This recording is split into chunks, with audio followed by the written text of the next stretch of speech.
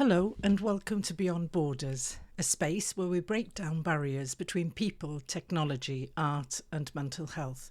Stay with us for open, thought-provoking conversations that spark ideas, challenge perspectives and bring us closer together. I'm Carolyn Hammond and I'm here with my co-host Pim, founder of Digitize, and Sprenko, writer, mental health consultant and founder of the Real Talk Hub. This is episode 2 in our 3-part series, Rewriting the Rules of Intelligence. And the question we're holding today may be a little uncomfortable, but it is essential.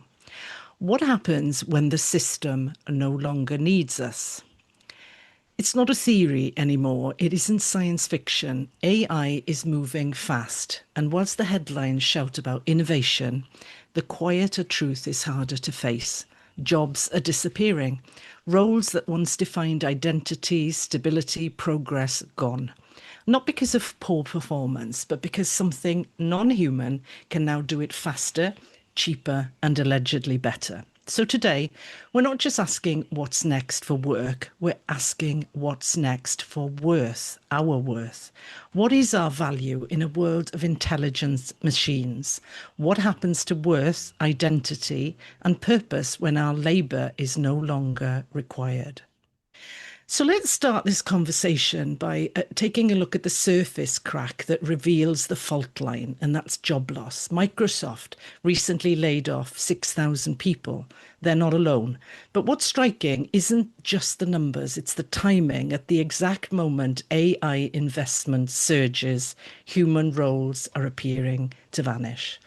And for so long, our worth has been measured by output. You work, you earn, you contribute. That's your value.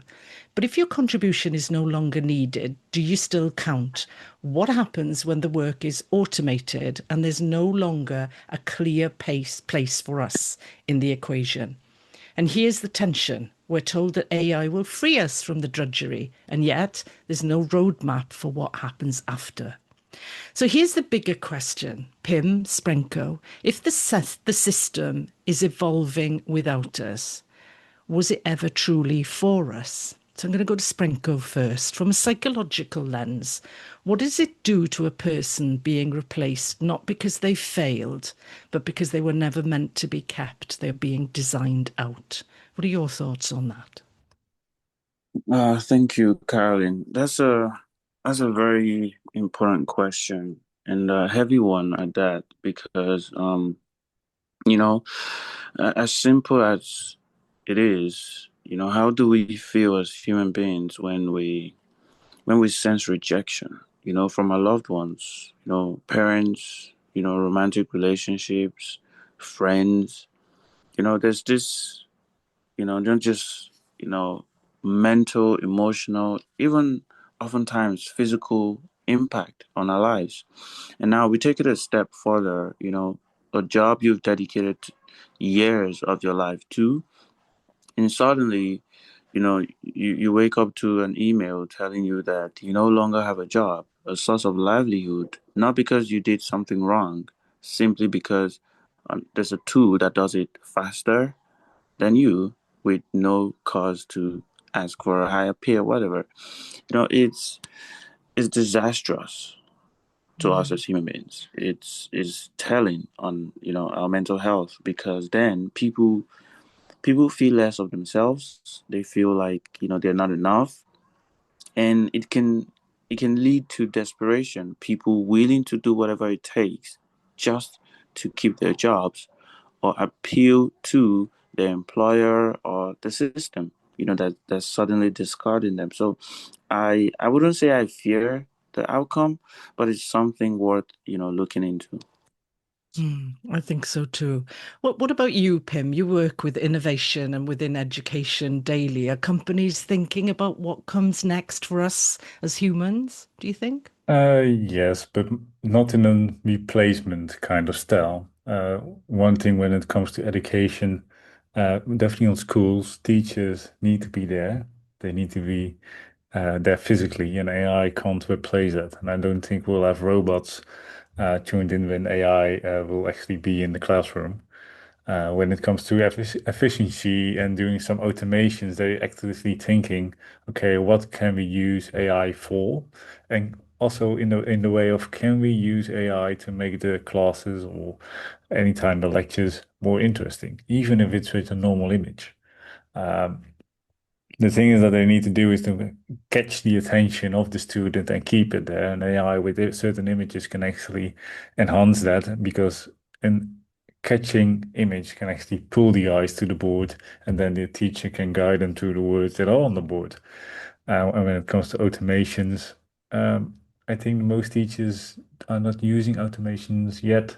The thing they do use is, of course, ChatGPT to structure their lessons or give them ideas or anything that you can't really ask ChatGPT in regards to creating lessons. Also for students, how do you guide students with AI?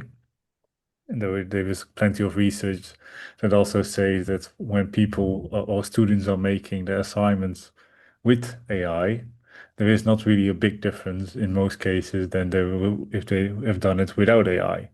Even some PhDers have put their PhD report that they have done many years ago to an AI scanner and told them, well, this is made by AI, and it was quite sure they made them themselves. So for AI in education, it's a little bit too far away to say it's going to be really a replacement. I think the educational system is really built around the teacher.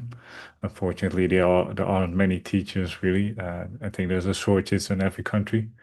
So when it comes to replacement, the physical teacher is definitely there to stay, and maybe, and I hope that AI will actually help them creating the lessons, giving more attention to the students, because the AI might benefit them with the time they need to prepare for a lesson or for certain tasks, so the teachers can be more into the students and really give them some, let's say, fabricated work that actually benefits the student.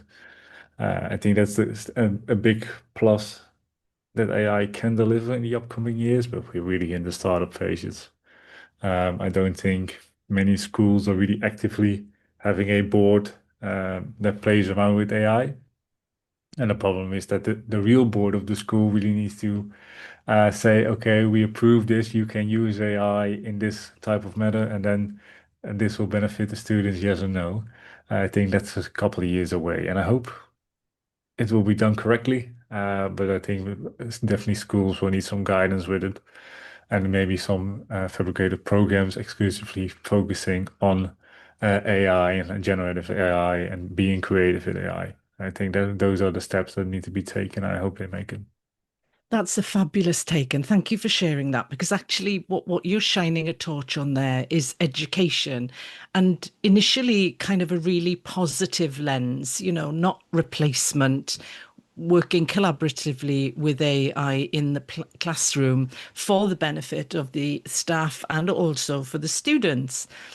But also, what I'm hearing there is a gap. There's probably going to be education playing catch up. So there will be a delay. And you're right, it's about people. It's a lottery, isn't it? If the school board are not au fait with AI and comfortable with it and heading in that direction, that particular school may lose out for a little while everybody catches up. But you know what? As I was listening to you, I was thinking, that's what we're all doing in some respects here with this playing catch up. The internet now, social media is full of fear mongering and, all of the negative side of what's happening or what we think might be happening with AI. And we're all trying frantically to catch up.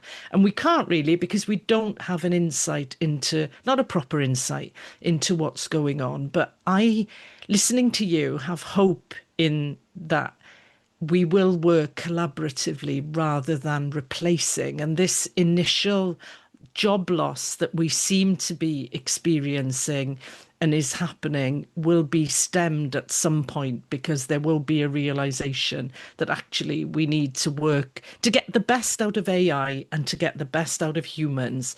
We need to work in conjunction with, not be replaced by. Sprinko, I'm going to come back to you briefly before we move on. Do you have any thoughts about what Prim shared? Yes, it's interesting, and while I was listening, while I was speaking, it just kept coming up. It would be great if, everything we're doing with AI isn't to perfect humanity such that we see a need to replace human beings. It would be great if it's more of a, support, which should be the idea. And, as regards education, I think that's great. So I'm curious to see how that, plays out if we're not gonna, end up laying off teachers since, there's an on-screen teacher and there's no need for a human in the room anymore. So look, it's just really curious to see how that plays out. Me too. Me too. I think the other thing is super interesting for me is that over 2 years ago, I remember being in a space with you both talking about AI and talking about this thing called universal basic income.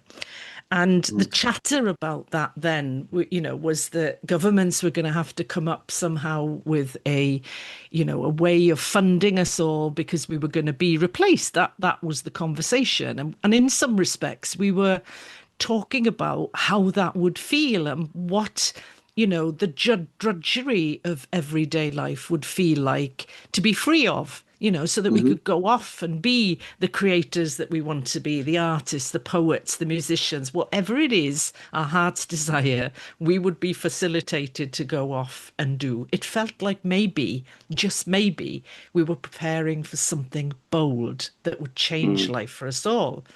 But now, on that front, there's silence. The conversation's gone quiet. So instead of preparation, we have quiet exits, nervous laughter, a sense that the game has changed and we're no longer players. There's confusion, layoffs, job losses, and for many, a creeping sense of doom and invisibility. And here's what I think we're scared to admit a little bit is if we're not being paid, we're not being seen. Because in this society, money equals value. You don't earn, then who are you? What right do you have Right. to occupy space? You know? Mm. So, Sprinkle, how do we untangle self-worth from productivity? When for generations that's been the only tether we've known. It's what defines us. How do we do that?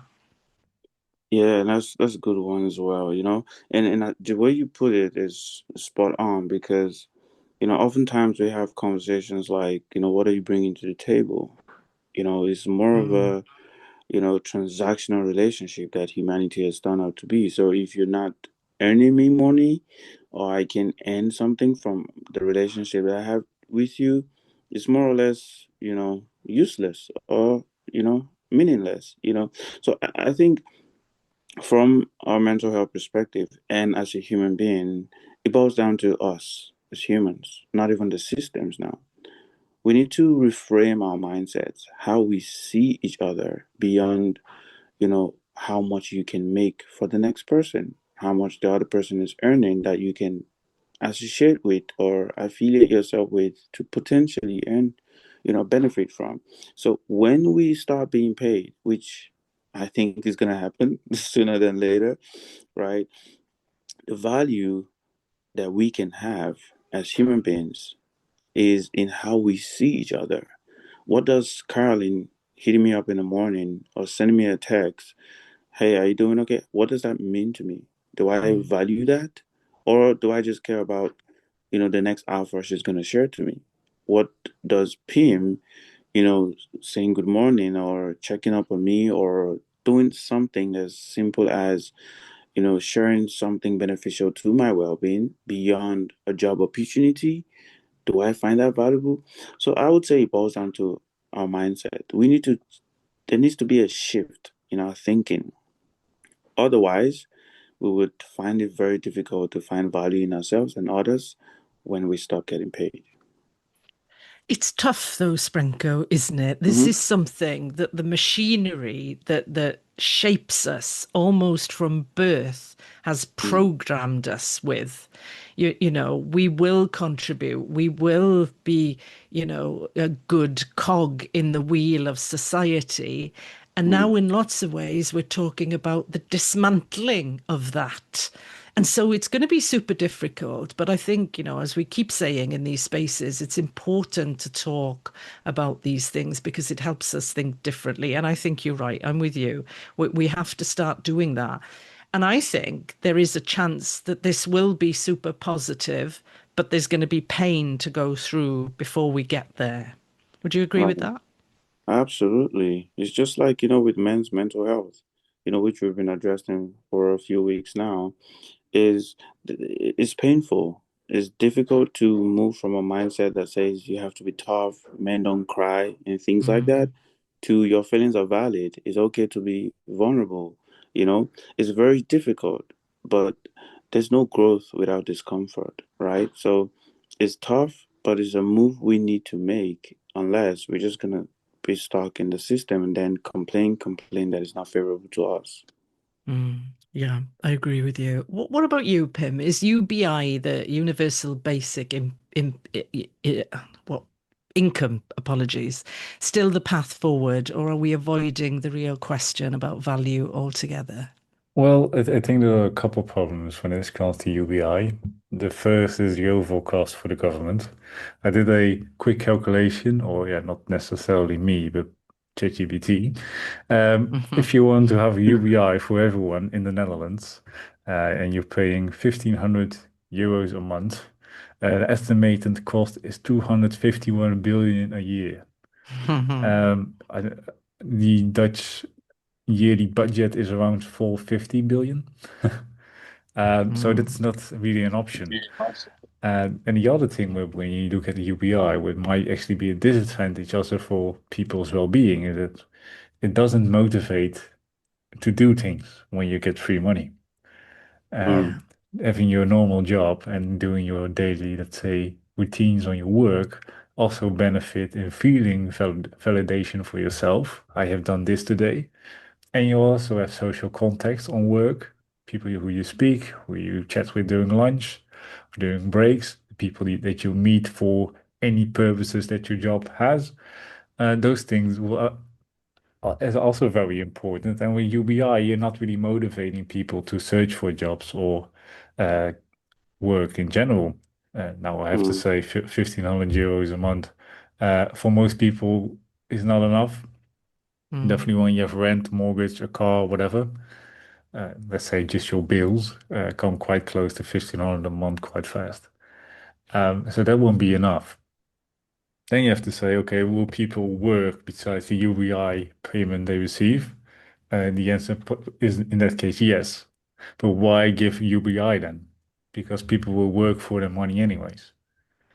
So that's going to right. be a big question. And when it comes to AI and people who might be replaced by AI, who in the last research is less than expected in the beginning, uh, they can apply for the normal benefits if your country has them. Here in the Netherlands, you can apply when you lose your job or unemployed in general for whatever reason that is, and you will receive benefits.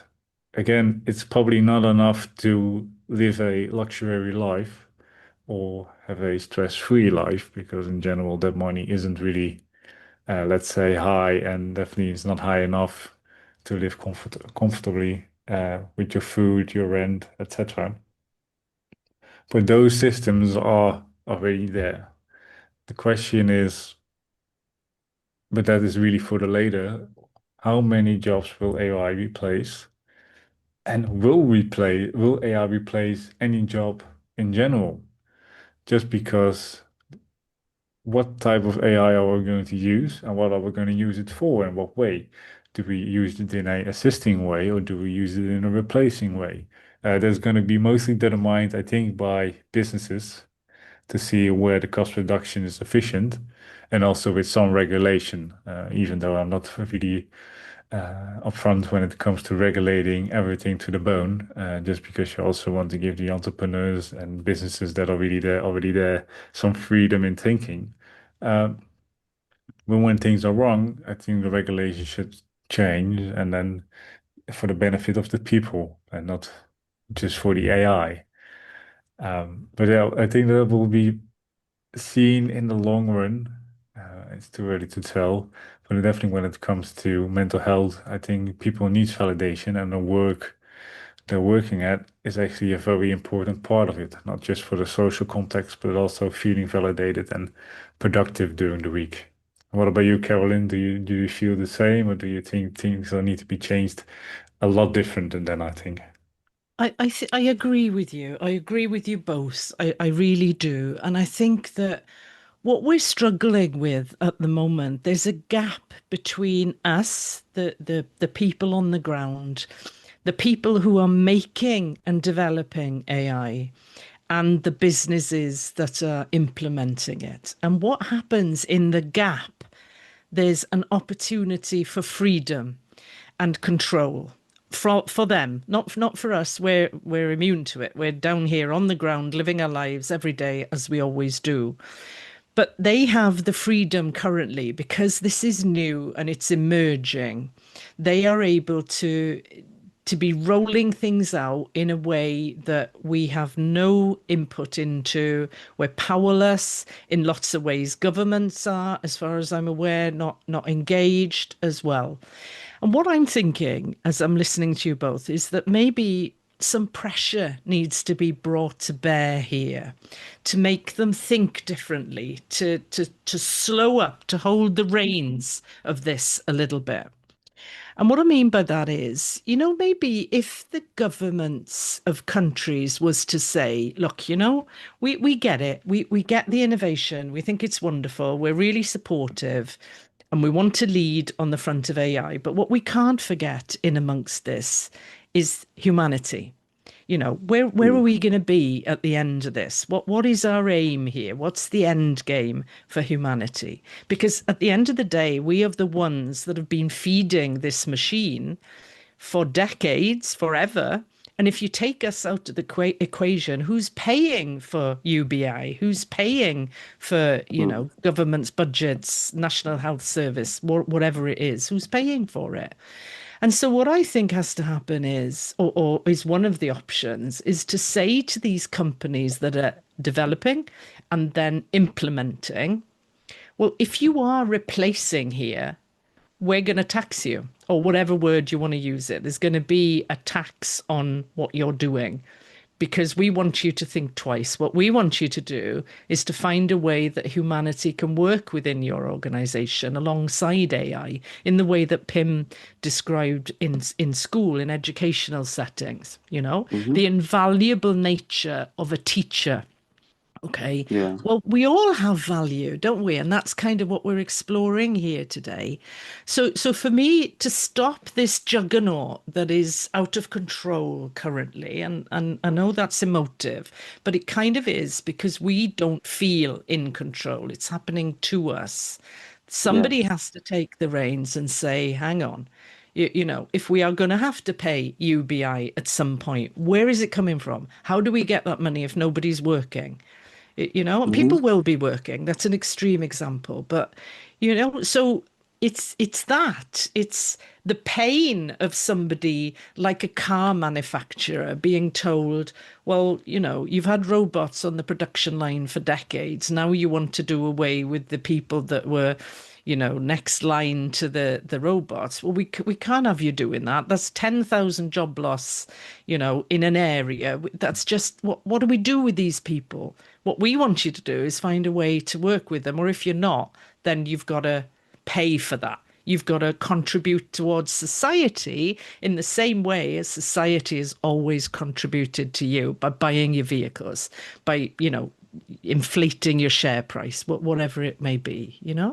What do you think of Yeah. that, Pim? What's your thoughts? And you, Well, Spring. I'm not always a big fan of putting extra tax on businesses or people. No, I know. Me, no. Me neither. So what I would think is might be better because many businesses are, let's say, in the beginning phases of their business. And when you see an AI business as a regulator or as government that really is more in the sense of helping people instead of replacing, see if you can subsidize them in their projects. This will mean that the projects get the finances they probably need, which will the development will be faster. And as a regulator, you can say, okay, these are the contexts that we have. This is what we would like to see. And then the business can definitely say, because it's subsidized and they're getting the finance, is okay, this is a project we take on with both hands and see what we can do in full regards of what you want us to do. So then the replacing part might actually be a lot less, and the assisting part will actually be Mm. literally subsidized and say, okay, this is the direction we want to take with our AI. I think that works a lot better than just taxing the other ones. And definitely because the bigger businesses are easier when it comes to reducing tax in different ways.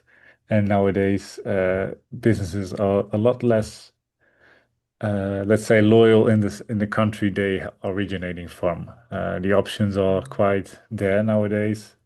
There's a lot of lobbying when it comes to changing the country where your business is standing. So I think subsidizing is a better way. What about you, Franco? Do you agree or do you think something else? I'm just, going deep in thought here because, when I think about it, um, I'm stuck between what do we want out of it anyway? What's the end goal? And Carolyn asked something earlier, she was saying, what's the point of it all? Are we looking to replace? Are we looking to maintain the value that we currently have? And when I think about it, I remember the WF's 8 point agenda for 2030. And one of it is, reducing the world's population because we don't have enough resources anymore, right? Mm. And we've had, some highly placed people as well make comments like, reducing the world's population from 8 billion to, around 4 or 5, even less. And it has me thinking though, why do we constantly feel or even think that the solution to, you know, retaining resources that a few people have accumulated in excess is not to redistribute those resources, but to reduce the amount of people who have Mm. access to them. And it makes me think about the question you asked, Carlin. What is the end goal? From where I sit, it doesn't look like the end goal is to maintain the value that we have for each other. It often looks like, you know, reduce the amount of people who have access, whether it be UBI or what we currently are working with, the jobs and whatnot. It more looks like reduce the amount of people who have access so that the few who have control, who have the wealth, who have the value, whatever case it may be, just keep maximizing that. And that's where, I'm conflicted with this whole thing, and that's why, when you mentioned we have an opportunity here, I'm like, yes, but maybe we also have crisis on our hands. So for me, it's more about that than, looking at if where the money's going to come from and all that, because it doesn't even look like they're concerned. No, those who have the reins anyway. It's about just do away with these people so we can have more on that. And that's sad, isn't it, really? It And is. yeah, we it's funny, the thread of this today and this conversation that we're having, there's a tension here, even for us, isn't there, in this space, is this a system that no longer needs us, that talks about us in that way, which is, it's breathtakingly sad to me, to be Mm. honest. But you're right, and I know you are. But we're at a point, aren't we? And you used the word now, crisis, a crisis. But what do we do in a crisis? Do we collapse or do we redefine what it means to be needed? This is an Mm. opportunity, I think, a crossroads, a precipice that we're stood on. We have to go deeper than reform. It's about reclaiming ourselves, because maybe the truth is the system was never designed to need us as such, but we've always needed each other. And I think we've lost Right. that. We've lost some of that along the ways. That makes sense. It does. Absolutely does. We've lost ourselves, we've lost each other, and I love the way you put it. It's not even about the system a lot, because when we rediscover ourselves, when we reclaim the connection that we have, maybe, just maybe, we would begin to see how much or how less of the system we need, you know? And maybe Yeah. we would restore the value we have in ourselves and in each other. So, Yeah. It's been a fabulous conversation. And as we come to the wrap up now, I'm going to share a reflection, and maybe it's yours too. What if our worth was never meant to be earned? What if it simply is? AI is forcing a reckoning, I think, not just with technology, but with our assumptions about value, identity, and belonging. Next week in episode 3, we'll explore what it looks like to truly co create with AI, to stop working beneath it and start working alongside it. But before I go, I'd like to hear from both of you, Pim and Sprenko. What's the one thing this moment is making you reflect on? Good question. Also, we refer what is the system built for, and do we need a system? Well, the system is built for, in general, when it comes to working, that we deliver tax to the government and the government can pay for things. But nowadays, why people are losing themselves and thinking really my job is the only thing and I need to make as much money as possible is because the system requires us to pay big bills and people want a certain sense of life, and that requires a lot more working in a certain career that is most of the time not really needed, um, and not really fulfilling when it comes to the overall goal of everyone on the planet, but it also makes things a lot less personal. And when we come back to the point, do we actually get more, let's say, balance between work and what we think about other people and how we interact with other people? How it looks like right now, I'm not sure.